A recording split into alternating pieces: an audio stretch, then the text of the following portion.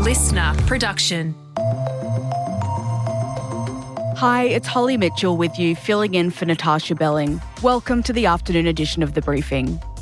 Coming up in our deep dive, the Australian Defence Force is getting smarter, savvier and more strategic in its recruitment, with the highest annual intake in 15 years.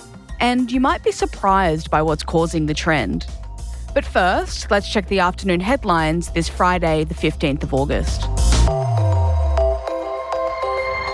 Fast-tracked childcare reforms, including banned-in-one, banned-in-all legislation for workers, has been announced by the Federal Attorney-General.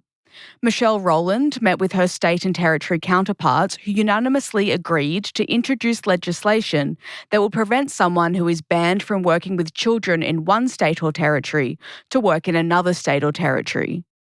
The Attorney-General says all jurisdictions agreed to rush the reforms through before the end of the year. Meanwhile, the Department of Education has taken compliance action against 30 early childcare centres, the first use of new federal powers introduced in July. The laws allow the Commonwealth to strip funding from centres that fail to meet minimum quality standards. Education Minister Jason Clare says the centres fell short on safety, hygiene, staff training and supervision requirements. Australians consumed more than 22 tonnes of illicit drugs worth a whopping $11.5 billion in just 12 months, according to the latest wastewater report from the Australian Criminal Intelligence Commission.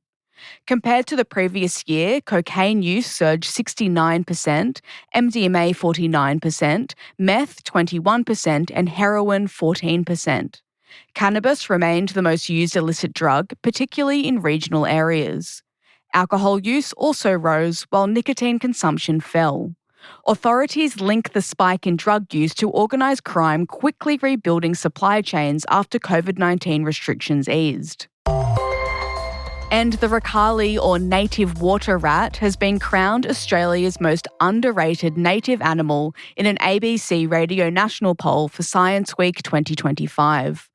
The rodent claimed almost 30% of the 65,000 votes, beating 9 other finalists, including the giant cuttlefish, dugong, turtle frog, and palm cockatoo. You can find Australia's largest rodent in waterways across the country. They hold cultural significance as a symbol of the connection between salt water and fresh water. Now it's time to get into our deep dive. Natarsha Belling was joined by behavioural economist Robert Hoffman to unpack the psychology behind a surprising global surge in military enlistment and why the ADF's battle for talent might be its most important mission yet. Robert, thanks so much for joining us. The stats are quite extraordinary. The Australian Defence Force has seen their biggest single-year increase in recruitment in 15 years. The big question, why? I've done some research on this, but I, like everybody else, was a little bit caught unawares by this. When you dig into it a little bit deeper, though, you do realise this is part of a larger trend. We are seeing the same kinds of uptick in other countries, including the US, Canada, Germany, United Kingdom. And so in regards to that widespread pattern of increase in recruitment, is it because the younger people today want to get involved in serving their country? Is that psychologically what may be behind this increased or changed trend? I think looking at psychology is exactly the right way to look at this. The generation that's now the one that the defense forces across the world are wishing to recruit is, of course, Gen Z, those guys born between the late 1990s, early 2000s. And they are very different to the previous generations. In previous years, it was all about king and country, serving, patriotism, and that's changed a little.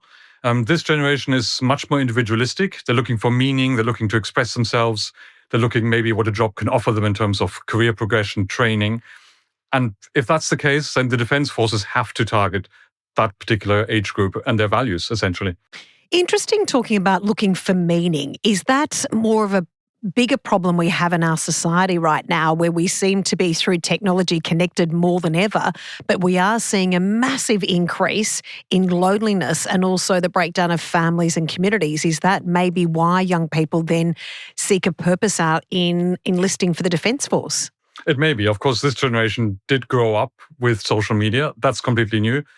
There was a book out by Jonathan Haidt called The Anxious Generation, which talks about those guys that grew up with social media, with apps. You have Facebook on your phone, and they are different. And yes, they may well be more lonely, and they're looking for some way to express themselves, some way to connect. And when they are considering their job options, they'll be looking very, very carefully what the employer can deliver for them. It's also interesting when you break down the psychology of it, Robert, is the fact that during challenging times, we know financially, we're seeing a cost of living crisis, that one may say, look, signing up for the Defence Force, it's quite well paid, it's job security. And often if you do sign up to the Defence Force, sometimes they'll pay for you actually to sit a degree that then you can use in another job in the future. Oh, absolutely. And we have seen improvements in the terms of service, the conditions that they offer. They have to do that, to be honest, because the Western militaries are facing a brand new war, and this is the war for talent. There are many organizations out there who have a lot to offer, and quite frankly, they are competing for the talent. And so they have to offer those kinds of things. And in my personal opinion, the military have a lot to offer. Training with the latest equipment, the latest technologies, a safe future.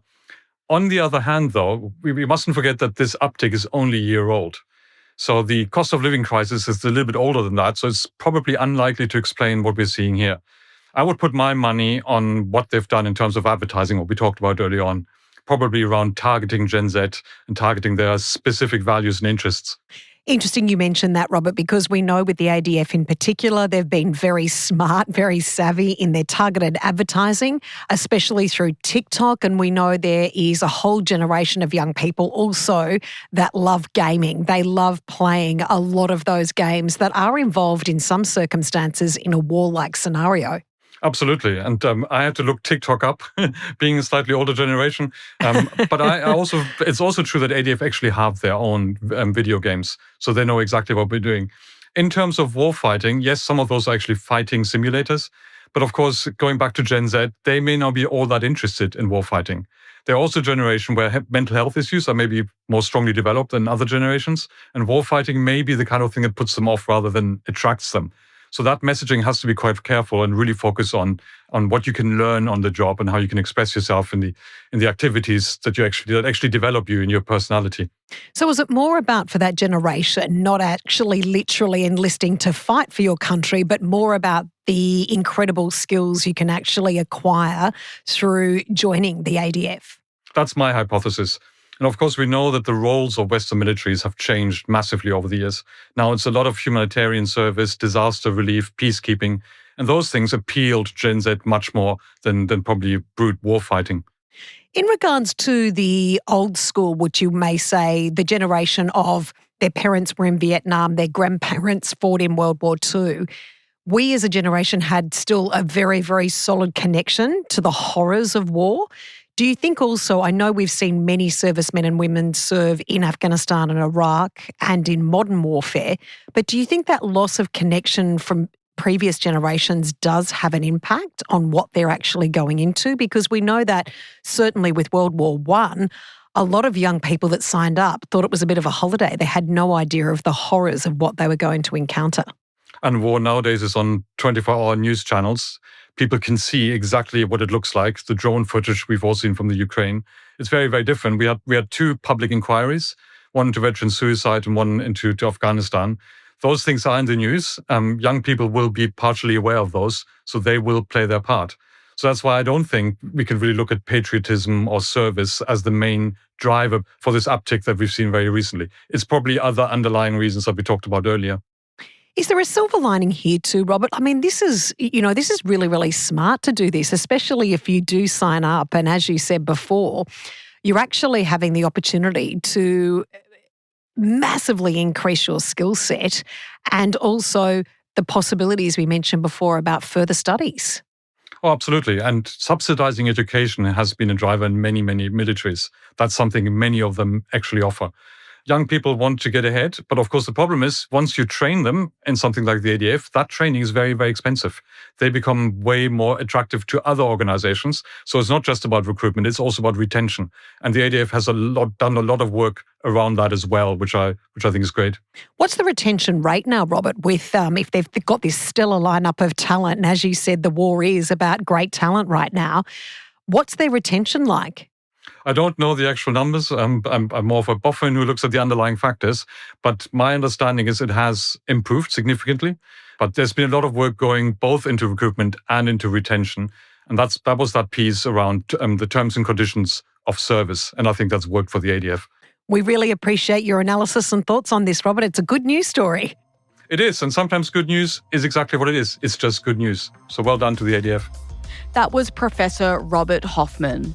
That's it for this episode of the afternoon edition of The Briefing. We'll be back tomorrow with the weekend briefing. And on tomorrow's ep, Antoinette is joined by Claudia Carvin. I was always teased and called Safi from, do you know the show Absolutely Fabulous? It's probably before your time. No, I do. She's the good straight daughter. The straighty 180 daughter. Yeah. So I was Safi and my mum was Absolutely Fabulous. So that was the role I played in the family. You know, we all have to play our roles, don't we? So I was, much more conventional. My parents think I'm really conventional and a bit of a disappointment. I'm Holly Mitchell. See you next time.